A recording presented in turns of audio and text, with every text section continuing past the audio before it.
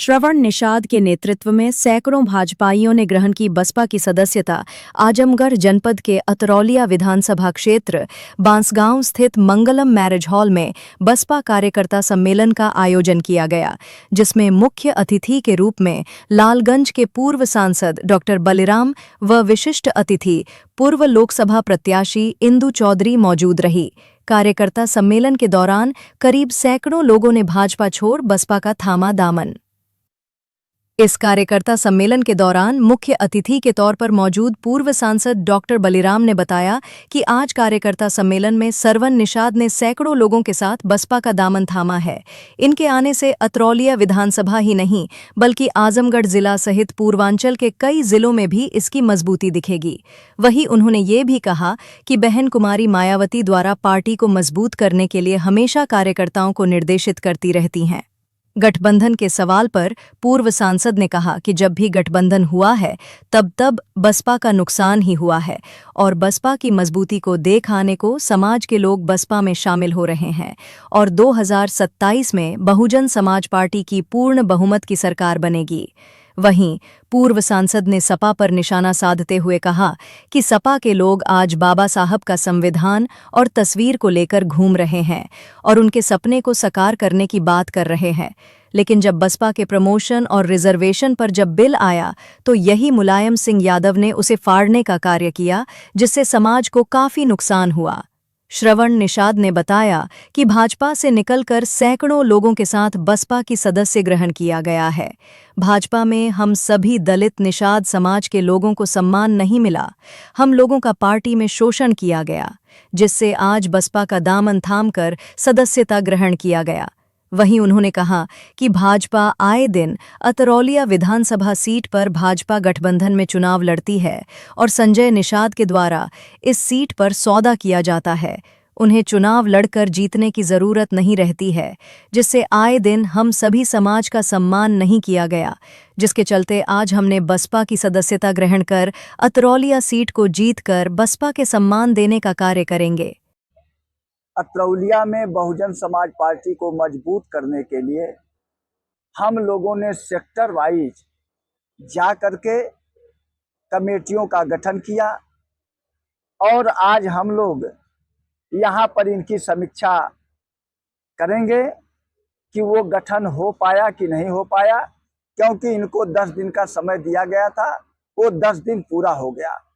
और इसी बीच में भाई श्रवण कुमार निषाद जी ने हम लोगों से ये कहा कि अब हम भी बहुजन समाज पार्टी की सदस्यता ग्रहण करना चाहते हैं। तो हमने कहा कि जब अतरौलिया में इस तरह का कार्यक्रम हो रहा है तो आप भी कुछ अपने साथियों को बुला लीजिए और यहाँ पर हम लोग आपको सदस्यता भी दिला देंगे और आपको पार्टी ज्वाइन भी करा देंगे। तो इसीलिए भी एक बड़ा कार्यक्रम इन्होंने भी अपनी ताकत लगा करके कुछ अपने साथियों को यहाँ इकट्ठा किया है। तो कितने लोगों ने सदस्यता ग्रहण की बसपा?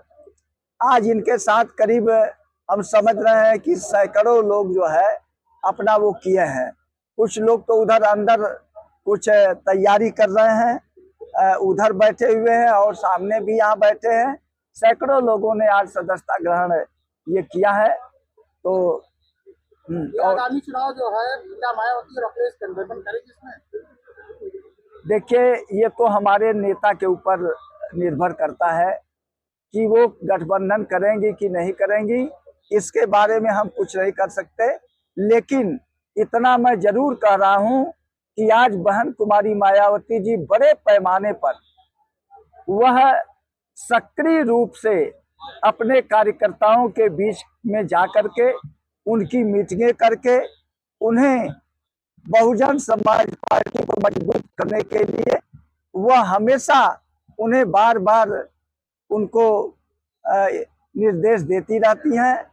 और जहां तक गठबंधन का सवाल है, आप जानते हैं कि जब जब विमेल गठबंधन हुआ है तब हमारा नुकसान हुआ है।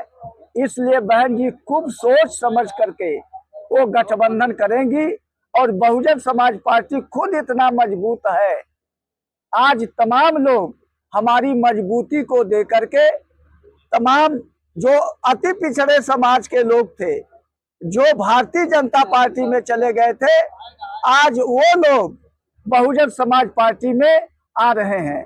हमारे चौहान समाज के लोग आ रहे हैं, निषाद समाज के लोग आ रहे हैं, मौर्य समाज के लोग आ रहे हैं, हमारे पटेल समाज के लोग आ रहे हैं, बड़े पैमाने पर मुस्लिम समाज के लोग पार्टी ज्वाइन कर रहे हैं, हमारे ब्राह्मण समाज के लोग आ रहे हैं, क्षत्रिय समाज के लोग आ रहे हैं। तो तमाम ये लोग हमारे साथ आ रहे हैं। तो इससे हम निश्चित रूप से ये कहना चाहेंगे कि जिस तरह से 2007 में हमारी मजबूत भाईचारा कमेटी बनी थी, हर समाज के लोग बहुजन समाज पार्टी से जुड़ गए और बहुजन समाज पार्टी की अपने बलबूते पर पूर्ण बहुमत की सरकार बन गई। और हम दावे के साथ कहते हैं, जिस तरह से लोगों का आवागमन हो रहा है, जिस तरह से लोग पार्टी ज्वाइन कर रहे हैं, निश्चित रूप से 2027 में बहुजन समाज पार्टी की सरकार बनेगी और बहन कुमारी मायावती जी इस प्रदेश की 5वीं बार मुख्यमंत्री बनेगी। जब बीएसपी और सपा दोनों मजबूत जमीनी कार्यकर्ता हैं, तो वो पिछले क्यों चुनाव क्यों हारे? क्या कारण रहा?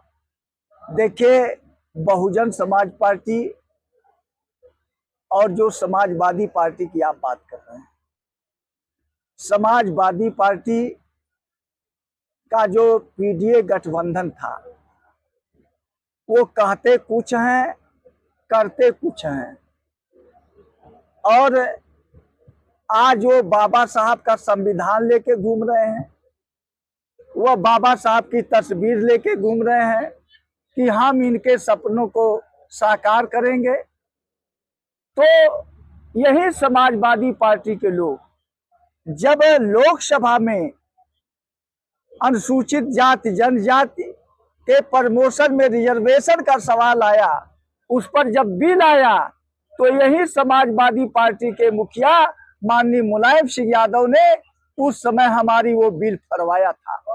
और तत्काल प्रभाव से यहाँ उत्तर प्रदेश में अखिलेश जी सीएम थे, तो इन्होंने जो हमारा प्रमोशन में रिजर्वेशन था, इसको तत्काल प्रभाव से इन्होंने उसको खत्म करने के लिए ये लागू कर दिया।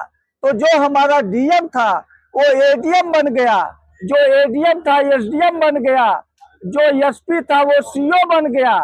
तो इस तरह से बड़ा नुकसान हो गया है और हमारा समाज ये पूरी तरह से ये उसका भुक्तभोगी है। इसलिए आज हमारा पूरा समाज यह जानता है कि यह बाबा साहब का नाम लेकर के, कांशीराम साहब का नाम लेकर के हमारे बीच में आकर के हमारे वोटों का डिवीजन करना चाहते हैं। तो यही हम लोग भी समझा रहे हैं और हमारा समाज पूरी तरह से सचेत हो गया है और ऐसे लोगों को निगलेक्ट करना है। आज अखिलेश जी की जब मैं बात करूं, तो बहन जी ने उत्तर प्रदेश में, चाहे वो लखनऊ हो चाहे नोएडा हो, जब बाबा साहब डॉक्टर अंबेडकर का पार्क बनाया, महान पुरुषों का पार्क बनाया, तो यही अखिलेश यादव जी ने कहा कि यह तो अय्याशी का अड्डा है। बाबा साहब डॉक्टर अंबेडकर के पार्क को अय्याशी का अड्डा बना रहे हैं। तो ऐसे लोग क्या बाबा साहब के मिशन और मूवमेंट को आगे बढ़ा सकते हैं? क्या उसको पूरा कर सकते हैं? इसलिए साथियों, आज हम लोग पूरी तैयारी कर रहे हैं और हमारे तमाम पिछड़े समाज के लोग, माइनॉरिटी के लोग, हमारे अपर कास्ट के लोग बहुजन समाज पार्टी में शामिल हो रहे हैं। मैं उनका स्वागत कर रहा हूं, उनका सम्मान कर रहा हूं। भाजपा छोड़ के बहुजन समाज पार्टी क्यों, अब क्या कारण था, इसके बारे में बताइए। भारतीय जनता पार्टी में हम लोग आज 15-16 साल से थे। कोई हम लोगों का दलित, अदर, बैकवर्ड, निषादों का कोई सम्मान नहीं होता है और हम लोगों का पार्टी में ही शोषण होता है, अत्याचार हम लोगों के साथ होता है। इस सब को देखते हुए हमने ये निर्णय लिया है कि आज बहुजन समाज पार्टी को सदस्यता ग्रहण करें। कार्यकर्ता सम्मेलन कराए हैं, क्या आप उन्हें विधानसभा से दावेदारी करें? जी, अब ये पार्टी की बहन कुमारी मायावती जी के दिशा निर्देश के अनुसार ही काम किया जाएगा जो पार्टी का निर्णय रहेगा उसे आज स्वीकार लगभग करेंगे। कितने लोग यहाँ पे आप कार्यकर्ताओं के साथ ज्वाइनिंग किए हैं मौजूदा? कम से कम यहाँ पे आज हजारों के कार्यकर्ताओं के साथ हमने पार्टी ज्वाइन की है। बसपा में आने से वो सम्मान आपको मिलेगा? बहुत सम्मान मिल रहा है और हमने